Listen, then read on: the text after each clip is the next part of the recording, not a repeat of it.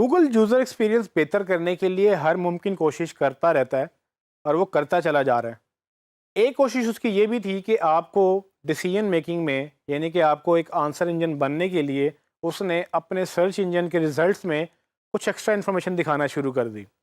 वो extra information अभी मैं आपको दिखाता हूँ कि किस किस तरह की थी। उनमें अक्सर आपको स्टार्स नज़र आते होंगे, अक्सर आपको एक्स्ट्रा प्राइसेस नज़र आती होंगी और बेशुमार चीज़ें आपको नज़र आई होंगी। वो extra information basically rich snippets कहलाती हैं। रिच स्निपेट्स का मतलब क्या होता है कि रिच स्निपेट्स बेसिकली चूंकि आपका सर्च का स्निपेट होता है उसमें रिच डेटा ऐड हो जाता है। रिच डेटा से मुराद कि आपको ना सिर्फ टाइटल, यूआरएल और डिस्क्रिप्शन नज़र आती है बल्कि उसके अलावा भी चीज़ें नज़र आती हैं। जैसे कि आप देख सकते हैं कि मैंने एक मोबाइल सर्च किया और मुझे कुछ इस तरह का रिजल्ट नज़र आया। अगर आप थोड़ा सा गौर से देखें तो ये रिज़ल्ट आम रिज़ल्ट की तरह नहीं है। इसमें आपको कुछ एक्स्ट्रा चीज़ें नज़र आएंगी जो कि आपको समझ आएगा कि ये 3 डिफरेंट रिज़ल्ट जो हमें नज़र आ रहे हैं उसमें किसी रिज़ल्ट में ज़्यादा और किसी रिज़ल्ट में कम है। फॉर एग्ज़ाम्पल 1, 2 और 3 में से 1 और 3 में कुछ एक्स्ट्रा इन्फॉर्मेशन है जबकि 2 में नहीं है। आप अंदाज़ा लगाएं कि इसमें क्या नहीं है।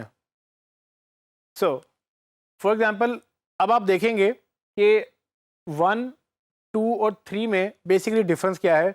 2 वैसे का वैसे ही है जबकि 1 और 3 में आपको एक्स्ट्रा चीज़ें नज़र आ रही हैं। ये वो इन्फॉर्मेशन है जो गूगल ने आपको अपनी वेबसाइट के ऊपर ही, सर्च इंजन के ऊपर ही दिखा दी ताकि आप क्लिक करने से पहले डिसाइड कर लें कि क्या इस पेज पे वो आपको रिजल्ट मिलेगा कि नहीं मिलेगा। अब ये डेटा कहाँ से आया? ये डेटा बेसिकली आपकी वेबसाइट से ही आता है। ये इसको रिच स्निपेट्स बोलते हैं, कुछ लोग इसको माइक्रो डेटा बोलते हैं, इसके डिफरेंट नाम हैं। फॉर एग्जांपल रिच स्निपेट्स तो मैंने आपको बताया, जैसे स्ट्रक्चर्ड डेटा भी बोलते हैं इसको, इसको स्कीमा टैग्स भी बोलते हैं, माइक्रो डेटा भी बोलते हैं और कभी कभी इसको रिच डेटा भी बोल देते हैं। डिफरेंट नाम है इसी एक एक्स्ट्रा एक्टिविटी के, लेकिन अल्टीमेटली मतलब यही है कि इससे आपको गूगल के अंदर या गूगल पे जब आप रैंक करते हैं आपकी ना सिर्फ टाइटल, यूआरएल और डिस्क्रिप्शन जाती है बल्कि उसके अलावा एक्स्ट्रा इन्फॉर्मेशन भी जाती है। अब वो एक्स्ट्रा इन्फॉर्मेशन क्या होगी?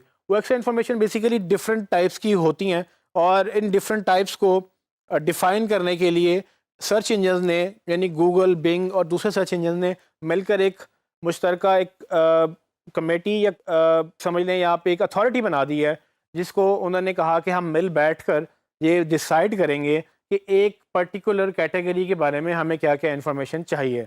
फॉर एग्जांपल अगर एक मोबाइल की बात हो रही है तो मोबाइल का एक नाम होता है, मोबाइल का एक मॉडल होता है, उसका कलर होता है, उसकी कंपनी होती है, उसकी प्राइस होती है, उसकी फीचर्स होते हैं। ये सब चीज़ें वो एक्स्ट्रा इन्फॉर्मेशन है जो गूगल देखना चाहेगा। अभी फ़िलहाल सर्च इंजन तो गूगल को ये प्रॉब्लम होती है कि जब वो नाम पढ़ते हैं सैमसंग या हुआवे या कोई भी और कंपनी, उनको नहीं पता कि ये कंपनी है, उनको नहीं पता कि इस गैलेक्सी S9 एक मोबाइल है। तो एक्स्ट्रा इन्फॉर्मेशन के लिए उनको एक्स्ट्रा कोडिंग चाहिए होती है। इसको वो बोलते हैं स्कीमा टैग्स।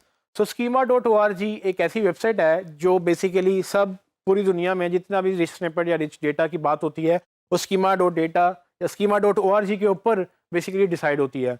तो ये वो नॉन प्रॉफिट ऑर्गेनाइजेशन है जो सिर्फ इसी चीज़ पे काम करती है कि कौन सी नई इन्फॉर्मेशन आएगी, उसका स्टैंडर्ड क्या होगा। इस स्टैंडर्ड को बनाने से फ़ायदा क्या होता है कि पूरी दुनिया में जिस तरह से HTML एक ही है, HTML लैंग्वेज आप पाकिस्तान में लिखें, आप किसी और मुल्क में लिखें, आपके रूल्स HTML लैंग्वेज के चेंज नहीं होंगे। इसी तरह से स्कीमा के भी अपने रूल्स हैं, स्कीमा के भी अपने मार्कअप हैं। जिस तरह से HTML है उस तरह से स्कीमा की लैंग्वेज भी है और जब कोई भी दुनिया में लिखे तो वो डिफरेंट नहीं होने चाहिए। इसीलिए उन्होंने एक सेंट्रल अथॉरिटी बनाई जिसमें गूगल या दूसरे सर्च इंजन ने मिलकर एक डिसाइड किया कि हम ये चीज़ें ऐसे रीड करेंगे। मैं आपको अभी एग्जांपल दे देता हूँ, लेकिन आपको ये अंडरस्टैंड करना है कि स्कीमा बहुत वसी है और इस कदर इसमें चीज़ें ऐड हो चुकी हैं और इस कदर ऐड होती जा रही हैं कि आप ऑलमोस्ट हर चीज़ की इंफॉर्मेशन आपको वहाँ मिल जाएगी। बहुत सारी टाइप्स हैं। आप स्कीमा की वेबसाइट पर जाएंगे तो आप यहाँ पर उसकी स्कीमा के पेज के ऊपर जाके लिस्ट निकाल सकते हैं। आप देख सकते हैं किस किस तरह का स्कीमा वो एक्सेप्ट कर रहे हैं और किस किस तरह का स्कीमा आपको अपनी वेबसाइट पर डालना चाहिए।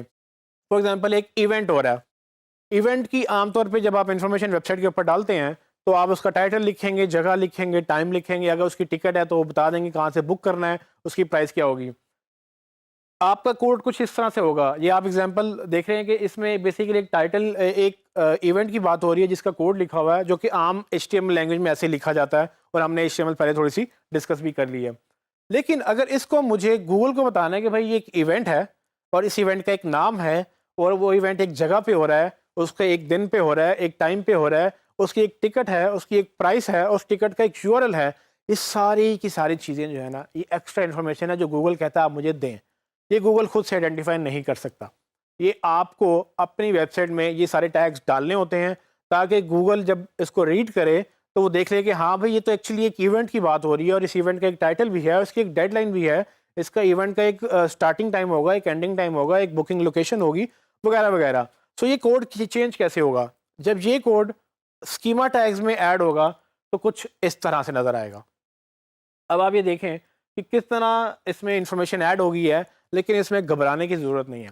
ये आपको लग रहा है कि ये बहुत ज़्यादा है, ये असल में सेम इंफॉर्मेशन है, और सिर्फ इसको प्रॉपर फॉर्मेट में लिख दिया गया है कि अब जब सर्च इंजन इसको क्रॉल करेगा, वो देख लेगा कि भाई इसका टाइटल क्या है, इसका ऑर्गेनाइज़र कौन है, ये कहाँ पर हो रही है, ये सब चीज़ें गूगल रीड कर सकेगा, और जब आप सर्च करेंगे गूगल में तो आपको एक्स्ट्रा इन्फॉर्मेशन दिखाएगा। तो फॉर एग्जांपल मैंने हाईलाइट किया है कि कौन कौन सी चीज़ें एक्चुअली में वो इवेंट वाली इन्फॉर्मेशन वहीं की वहीं है, जो ये आपको हाईलाइटेड इन्फॉर्मेशन नज़र आ रही है। यही इवेंट की इन्फॉर्मेशन पहले भी हमें नज़र आ रही थी, लेकिन अब यही इवेंट की इन्फॉर्मेशन हमें प्रॉपर्ली ऑर्गेनाइज फॉर्म में नज़र आ रही है, जो कि गूगल जब रीड करेगा इसको तो वो बेहतर तरीके से रीड कर सकेगा और आइडेंटिफाई करेगा। और जब सर्च इंजन पे कोई सर्च करेगा इवेंट के बारे में, और आपकी वेबसाइट पे इन्फॉर्मेशन पड़ी हुई होगी, और आपका पेज अगर रैंक कर रहा होगा, तो गूगल वहाँ पर सर्च इंजन के ऊपर ही उनको बता देगा कि भाई इस इवेंट की डेडलाइन ये है, इस इवेंट की टिकट अगर आपने बुक करानी है तो यहाँ से होगी, इसकी प्राइस ये है, और इसके ऊपर स्पीकर कौन है, इसका वेन्यू क्या है,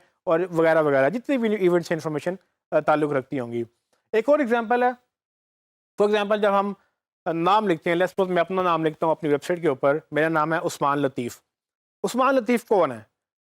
गूगल के लिए उस्मान और लतीफ़ ये बेसिकली दो लफ्ज़ हैं इंग्लिश के, और जिन पे अल्फ़ाबेट्स लिखे हैं। गूगल को नहीं पता कि उस्मान लतीफ़ एक पर्सन है, उस पर्सन की एक आइडेंटिटी है, उसकी एक जॉब है, उसकी एक कंपनी है, उसका एक जेंडर है, उसकी एक हाइट होगी, एज होगी, वगैरह वगैरह। ये सारी चीज़ें इंसान से जुड़ी हुई होती हैं, और आप अक्सर वेबसाइट पे देखते हैं कि लोगों ने अपने डायरेक्टर्स की तस्वीरें लगाई होती हैं, अपने मैनेजर्स की तस्वीरें लगाई होती हैं, डेवलपर्स हो गए, मार्केटर्स हो गए, सीईओ हो गया, इन सब की इन्फॉर्मेशन लगी हुई होती है। गूगल के लिए वो सब इन्फॉर्मेशन बेकार है। बेकार इस तरह से कि गूगल को ये तो पता है ये टेक्स्ट है, लेकिन ये नहीं पता कि ये टेक्स्ट एक बंदा भी है, और अगर कोई लिखे उस्मान लतीफ़ गूगल पे तो उसकी तस्वीर मैंने दिखानी है, और तस्वीर दिखाने के लिए गूगल को कहीं से तस्वीर चाहिए भी। तो ये सारी चीज़ें गूगल को जब तक हम इन रिच स्निपेट के तहत नहीं देंगे, गूगल हासिल नहीं कर सकेगा। तो ये एक एग्जांपल है कि एक सेंटेंस लिखा हुआ है जिसमें दो बंदों की बात हो रही है। अब आप इसको अगर मैं कोड में डालूँगा तो आपको कुछ कोड इस तरह से नज़र आएगा, जिसमें सारे के सारे रेड जो टेक्स्ट है बेसिकली ये वो स्कीमा टैग्स हैं, जबकि वो इन्फॉर्मेशन जो आपको नज़र आ रही है ब्लू के बाद ब्रैकेट्स के अंदर, बेसिकली वो इन्फॉर्मेशन वही है जो हमें पहले नज़र आ रही थी। इस इन्फॉर्मेशन को हमने प्रॉपरली गूगल को बता दिया कि ये पर्सन है, ये पर्सन का नाम है, नाम के बाद उसकी एक डिसएम्बिगुएशन डिस्क्रिप्शन है, और इस तरह से दो पर्सन है बेसिकली। सो गूगल जब इस पेज को पढ़ेगा, वो पहले पर्सन को भी देखेगा, दूसरे पर्सन को भी देखेगा, उसकी वो डिस्क्रिप्शन पढ़ेगा, उसमें मज़ीद चीज़ें पढ़ेगा और आइडेंटिफाई करेगा। जब भी कोई नेक्स्ट टाइम इस टेक्स्ट को दोबारा सर्च करेगा, इस बंदे को दोबारा सर्च करेगा, अल्टीमेटली गूगल इस काबिल होगा कि उनको तस्वीर भी दिखाए और प्रॉपर बंदे के बारे में बताए। आगे चल के मैं आपको कुछ टिप्स और दूंगा स्कीमा से रिलेटेड, जिसमें मैं आपको स्पेसिफिकली बताऊंगा कि बहुत सारी कॉमन स्कीमा टाइप्स क्या हैं और वो कैसे कैसे इंप्लीमेंट हो रही हैं। लेकिन ये याद रखिएगा, जितनी भी चीज़ें मैं बता रहा हूँ, आज से 1 साल बाद गूगल क्या नया लॉन्च करता है, 2 साल बाद क्या नया लॉन्च करता है, ये चीज़ें बढ़ती चली जा रही हैं।